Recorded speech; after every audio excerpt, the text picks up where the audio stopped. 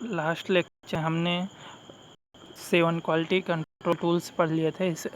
तो 7th quality control tool जो हमने पढ़ा था वो कंट्रोल चार्ट था, और इस लेक्चर में हम टाइप ऑफ कंट्रोल चार्ट पढ़ने वाले हैं। तो टाइप ऑफ कंट्रोल चार्ट जो होते हैं वो कंट्रोल चार्ट मेनली दो टाइप्स का होता है। एक होता है कंट्रोल चार्ट फॉर वेरिएबल, और दूसरा होता है control chart for attribute. Variable जो होते हैं वो मेजर करे जाते हैं, मेजर्ड होते हैं, और एट्रीब्यूट जो होता है वो काउंट होता है। ठीक है। और जनरली क्या होता है कि जो कंट्रोल चार्ट फॉर वेरिएबल होता है वो नॉर्मल डिस्ट्रीब्यूशन को फॉलो करता है, और जो कंट्रोल चार्ट फॉर एट्रीब्यूट होते हैं वो बाइनोमियल डिस्ट्रीब्यूशन फॉलो करता है पी चार्ट के लिए, और पॉइजन्स डिस्ट्रीब्यूशन फॉलो करता है सी चार्ट के लिए। और पी चार्ट सी चार्ट क्या होता है ये अभी बता रहा हूँ मैं। तो control chart for variable further divide करे जाते हैं, मीन चार्ट या फिर एक्स बार चार्ट बोलते हैं पहले को, और दूसरा इसी कंट्रोल चार्ट को डिवाइड करते हैं रेंज और आर चार्ट में। ठीक है। वेरिएबल कंट्रोल चार्ट को मीन चार्ट और रेंज चार्ट में हम डिवाइड करते हैं। और ये एट्रीब्यूट कंट्रोल चार्ट जो होता है पी चार्ट, और इसका एक स्पेशल टाइप होता है एनपी चार्ट पी चार्ट का, वो भी पढ़ेंगे। और सी चार्ट में डिवाइड करते हैं। पी और एनपी चार्ट जो होता है वो बाइनोमियल डिस्ट्रीब्यूशन फॉलो करता है, सी चार्ट जो होता है वो पॉइजन डिस्ट्रीब्यूशन से फॉलो करता है। अब एक एक करके पढ़ेंगे। तो पहले पढ़ेंगे वेरिएबल कंट्रोल चार्ट, जिसमें पहले पढ़ेंगे मीन या फिर एक्स बार चार्ट, मीन या फिर एक्स बार चार्ट या फिर मीन चार्ट। इसका हम यूज़ करते हैं कंट्रोल करने, एवरेज क्वालिटी कंट्रोल करने में प्रोडक्ट की हम इसका यूज़ करते हैं। और इसके वर्किंग रूल जो होते हैं हम सैंपल बनाते हैं उसके बाद करते हैं। तो सैंपल क्या होता है ये देख लेते हैं। जब कोई इंडस्ट्री में कोई भी ऑर्डर आता है दूसरी इंडस्ट्री के द्वारा किसी भी प्रोडक्ट का, तो हम एक एक करके प्रोडक्ट नहीं बनाते हैं। प्रोडक्ट बनता है बैच या लॉट में। जैसे किसी एक इंडस्ट्री ने दूसरी इंडस्ट्री को 5000 मान लो पेन बनाने का 5000 पेन बनाने का ऑर्डर दिया, तो ये 5000 पेन बैच या लॉट में बनेंगे। ठीक है। अब जब ये पेन बन के तैयार हो जाते हैं तो जो जिस कंपनी ने ऑर्डर दिया है वो आती है इनकी चेक करने कि ये इनकी क्वालिटी कैसी है। मतलब जब ये ख़रीदेंगे, जिसने ऑर्डर दिया वो ख़रीदेगा तो पहले चेक भी तो करेगा कि उसकी क्वालिटी कैसी है, उसकी रिक्वायरमेंट जो थी उसको फुलफ़िल कर रहे हैं प्रोडक्ट की नहीं। तो अब ये 5000 के 5000 पेन को चेक नहीं करती। तो इसमें क्या होता है, इनमें से कुछ सैंपल लिए जाते हैं। अब ये 5000 में से मान लो 100 पेन, पहले सैंपल में 100 पेन ले लिए कंपनी ने जो चेक करने आई है, रेंडमली कहीं से निकाल लिए 100 पेन। दूसरा सैंपल भी ऐसे ही निकाला, उसमें मान लो 90 पेन निकाल लिए। ठीक है। तो इन 100 पेन में से अब कंपनी डिसाइड करती है कि 100 में से अगर डिफेक्टिव उसको चूज़ करने होते हैं, 100 में से अगर 30 डिफेक्टिव हैं तो ये पूरा का पूरा लॉट मतलब ले लेगी। अगर 100 में से 30 हैं तो ये जो ऑर्डर उसने दिया था वो ख़रीद लेगी, उस ऑर्डर को अपना ले लेगी और पैसे दे देगी जिस कंपनी ने बनाया है। लेकिन अगर 100 में से 31 भी डिफेक्टिव निकल आए तो ये इस लॉट को नहीं खरीदेगी, और जिसने बनाया है उसका ये प्रोडक्ट बेकार चला जाएगा। जिस कंपनी में बनाया, जिसने ऑर्डर दिया था वो ऑर्डर लेगा ही नहीं, लेने ही नहीं आएगा।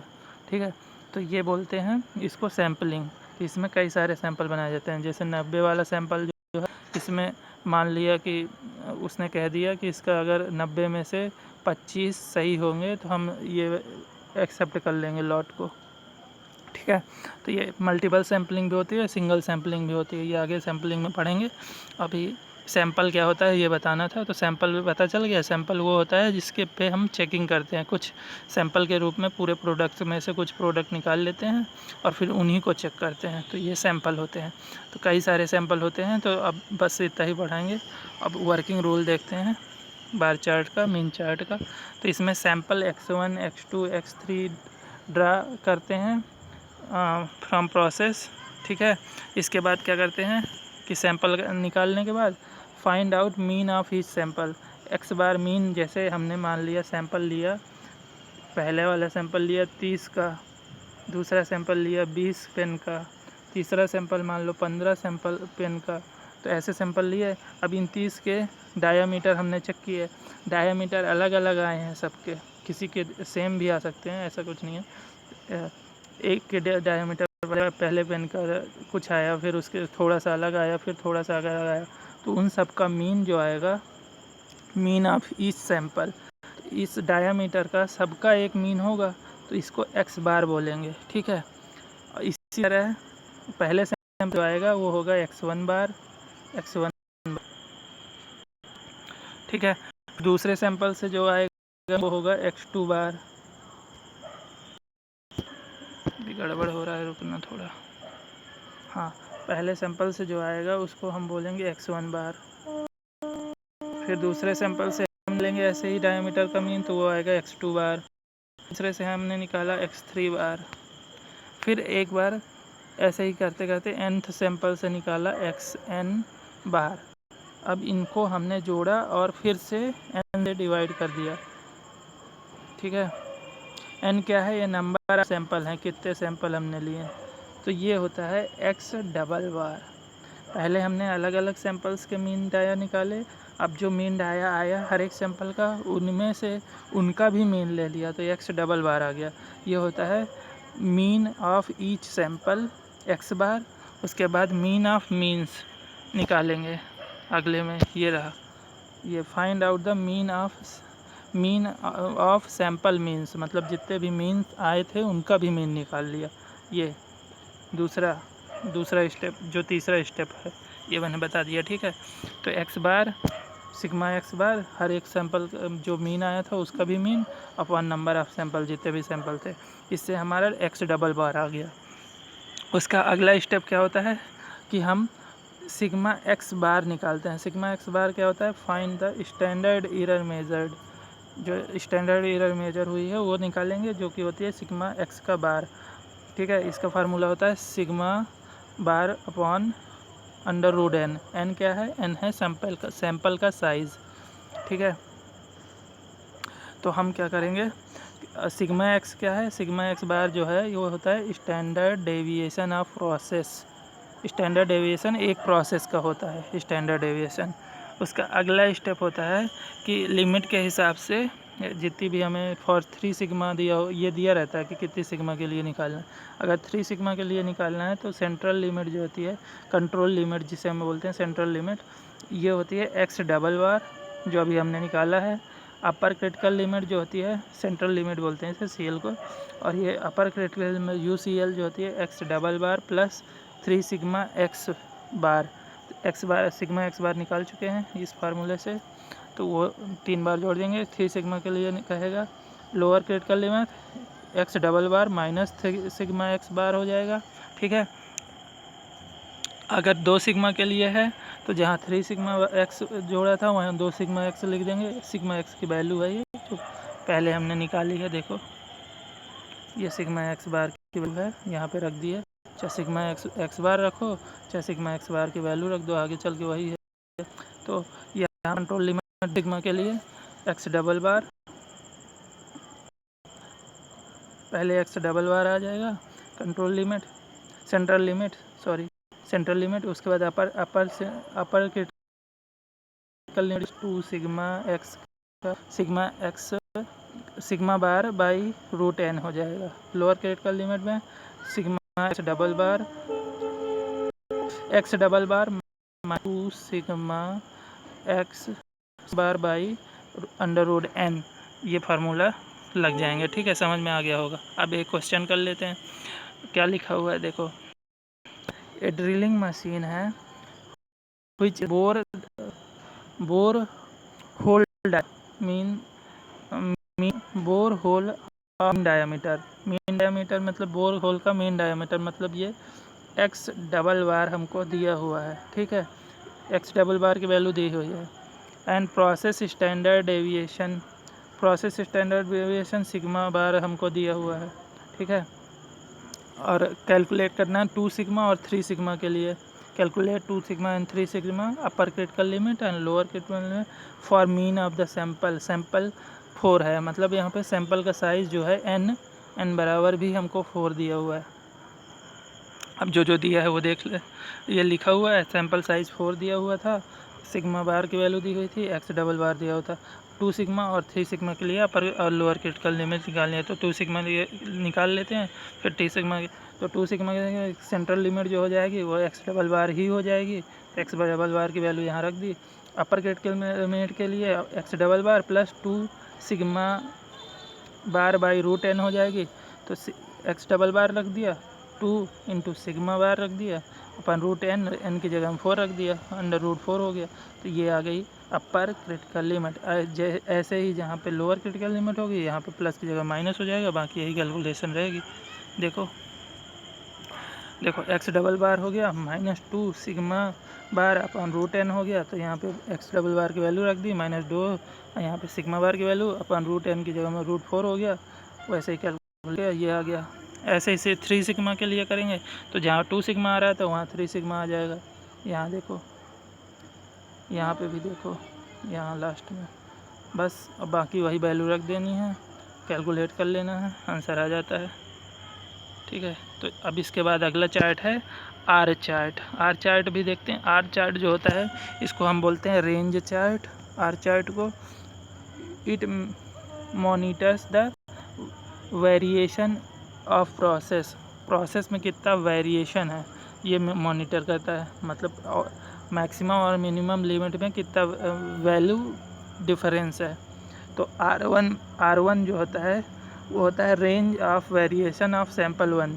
जैसे सैम्पल 1 में हमने डायमीटर निकाली तो मैक्सिमम वैल्यू जो डायमीटर की थी वो हमने 12 निकाली, मिनिमम वैल्यू जो डायमीटर की थी वो हमने 10 निकाली mm में। ठीक है, तो R1 जो आएगा वो 12 माइनस 10 करके आएगा, मतलब R1 की वैल्यू जो आएगी रेंज वो आएगी 2। सॉरी यहाँ पे 2 लिखा हुआ है, ठीक है 2 है, 2 आ जाएगी रेंज। तो वही लिखा है R2 x1, मतलब सैंपल में maximum value x1 maximum minus x1 minimum. ठीक है, ऐसे ही R2 जो होगी range of variation of sample 2, मतलब दूसरे सैंपल में जो वेरिएशन होगा उसकी रेंज होगी। तो वो R2 जो होगी वो होगी x2 मैक्सिमम, दूसरे सैंपल में मैक्सिमम वैल्यू माइनस दूसरे सैंपल में मिनिमम वैल्यू, इनका जो डिफरेंस आएगा वो R2 होगी। ऐसे ही nth सैंपल में Rn आएगा, उसकी वैल्यू होगी xn की मैक्सिमम वैल्यू, मतलब nth सैंपल में मैक्सिमम वैल्यू और फिर nth सैंपल में मिनिमम वैल्यू। इससे जो आएगा वो R1 R2 करके Rn तक आ जाएंगे। अब R बार जो होगा वो इन R1 R2 R3 का मीन होगा, मतलब अब जो आएगा वो R1 plus R2 plus R3 करके अपॉन नंबर ऑफ सैंपल से डिवाइड कर देंगे तो R बार आ जाएगा। ठीक है, उसके बाद यही फार्मूला सिग्मा फॉर्म में लिखा है, i बराबर 1 से लेके सिग्मा i बराबर 1 से लेके n तक RI अपन n, यही फार्मूले को सिग्मा फॉर्म में लिख दिया। इतना समझ में आ जाता होगा। उसके बाद कंट्रोल लिमिट कैसे लगाने हैं, जो सेंट्रल लिमिट होगी वो होगी R बार ही, जो R बार की वैल्यू होगी वही सेंट्रल लिमिट होगी।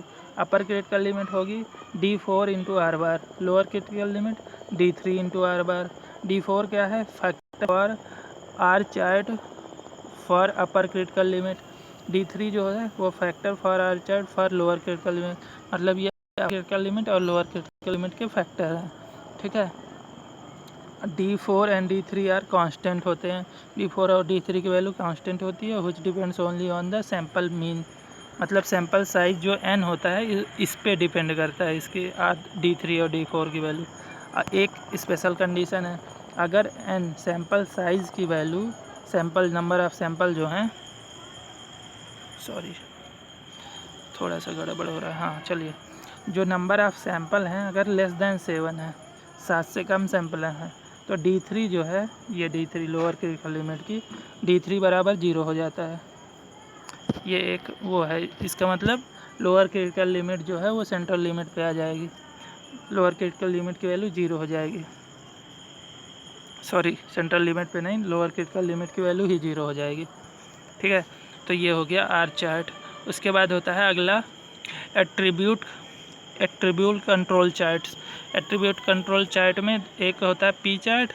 तो पी चार्ट का मतलब होता है control chart for fraction defective it is used for sample size not constant. जब सैंपल साइज कांस्टेंट नहीं होगा, मतलब हर एक सैंपल का साइज़ अलग होगा। जैसे पहले सैंपल में हमने 100 पेन ले लिए, उनका इंस्पेक्शन किया। दूसरे सैंपल में हमने 100 से ज़्यादा ले लिए, मान लो 90 ले लिए या फिर 110 ले लिए। ऐसे करके सैंपल साइज़, हर एक सैंपल साइज़ कांस्टेंट नहीं होता, हर एक सैंपल का साइज़ एक बराबर नहीं होता। तो फिर इसको यूज़ करते हैं हम पी चार्ट को। ठीक है, अब एक वो है टेबल, वो देख लेते हैं। तो नंबर ऑफ सैंपल हैं, यहाँ पे पहला सैंपल, दूसरा सैंपल, तीसरा सैंपल, ऐसे करके n सैंपल हैं। और सैंपल साइज ऑफ सैंपल, हर एक सैंपल का साइज़ कितना है। तो पहले साइज में n प्रोडक्ट लिए गए हैं, दूसरे सैंपल में n2 प्रोडक्ट लिए गए हैं। ऐसे ही nth सैंपल में n प्रोडक्ट लिए गए हैं। अब पहले सैंपल में n1 प्रोडक्ट में d नंबर ऑफ डिफेक्ट है, d1 डिफेक्ट आए हैं। मतलब जो डिफेक्ट हमने जब चेकिंग करी है सैंपल की, तो d प्रोडक्ट डिफेक्टिव निकले हैं, d1 प्रोडक्ट पहले सैंपल में। दूसरे सैंपल में ऐसे ही d2 प्रोडक्ट डिफेक्टिव निकले हैं। ऐसे ही nth सैंपल में dn प्रोडक्ट जो हैं वो डिफेक्टिव निकले हैं। ठीक है, तो फ्रैक्शन डिफेक्टिव p बराबर होता है number of defect upon sample size, मतलब कितना पूरे सैंपल का कितने फ्रैक्शन डिफेक्ट है, तो उसी को फ्रैक्शन डिफेक्टिव बोलते हैं। तो number of defective upon sample size, तो P1 जो होगा वो D1/N1 हो जाएगा। ऐसे ही P2 बराबर D2/N2 हो जाएगा। ऐसे ही Pn बराबर DN/N हो जाएगा, जहाँ पे fraction defective for first sample P1 है, P2 जो है fraction defective for second sample है। ऐसे ही nth सैंपल के लिए फ्रैक्शन डिफेक्टिव Pn है। ठीक है, अब क्या करेंगे, P1 P2 P3 ऐसे करके हमने फ्रैक्शन डिफेक्टिव निकाल लिए। इसके बाद हम निकालेंगे P बार। P बार होता है एवरेज फ्रैक्शन डिफेक्टिव। ये क्या होता है, P बार जितने भी आए हैं fraction defective, P1 plus P2 plus P3 plus dot dot करके हम Pn जितने भी होंगे सबको जोड़ देंगे अपन जितने भी सैंपल होंगे, नंबर सैंपल्स। जैसे अगर सैंपल लिए हैं तो उससे डिवाइड कर देंगे। कैपिटल N जो है वो सैंपल है, नंबर ऑफ सैंपल्स। इसी को सिग्मा फॉर्म में लिखा है, आई सिग्मा आई बराबर से n Pi/n। तो ये यहाँ से P आ जाएगा जो कि है एवरेज फ्रैक्शन डिफेक्टिव। अगला आगे क्या निकालेंगे, इसके बाद हम निकालेंगे एवरेज सैंपल मीन। मतलब एवरेज सैंपल मीन मतलब जितने भी सैंपल हैं उसका मीन।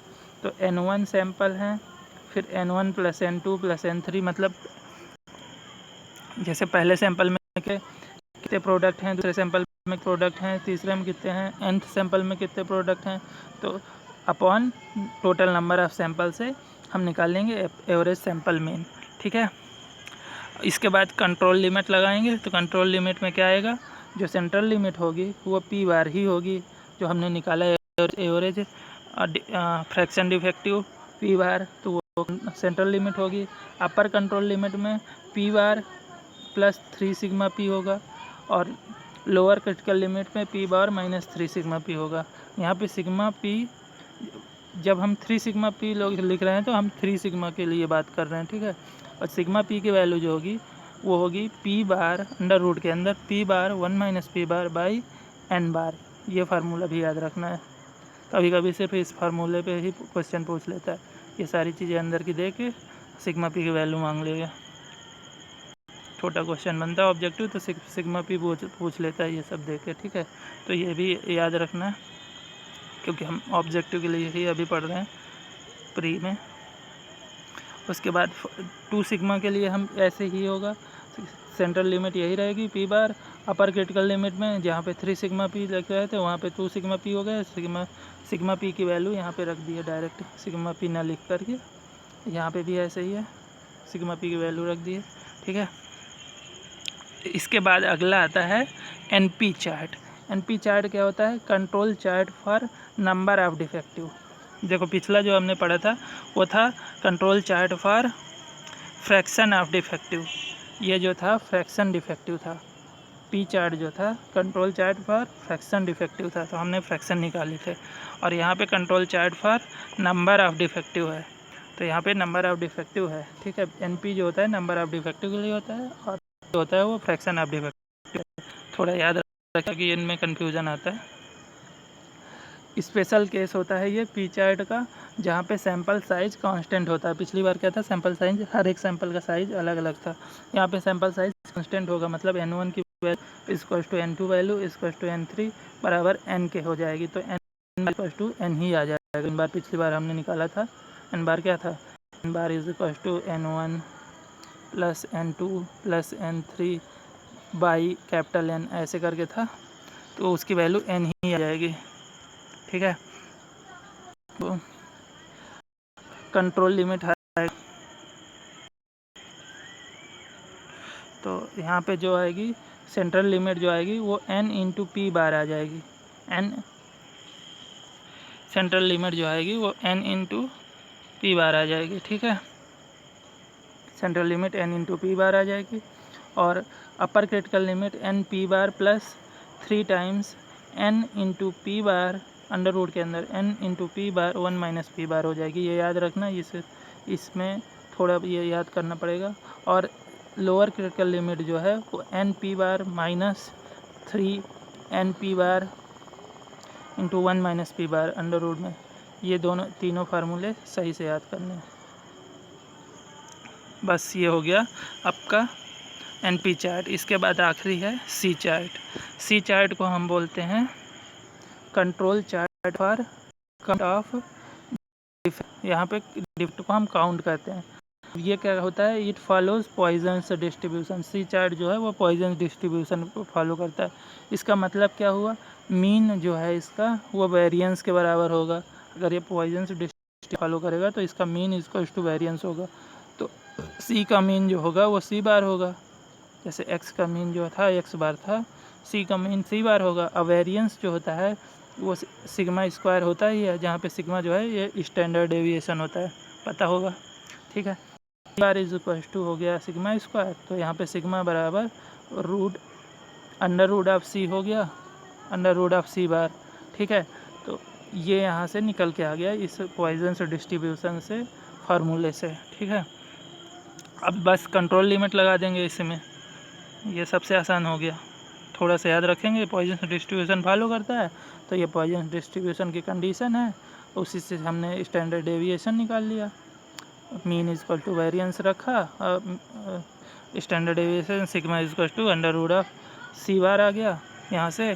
अब इसके बाद अगला कंट्रोल लिमिट लगा देंगे, बस ख़त्म क्वेश्चन, मतलब डेरिवेशन। सिग्मा तो सेंट्रल लिमिट जो आएगी वो C बार होगी, अपर क्रिटिकल लिमिट जो आएगी C बार प्लस 3, यहाँ पे 3 सिग्मा की बात कर रहे हैं। ठीक है,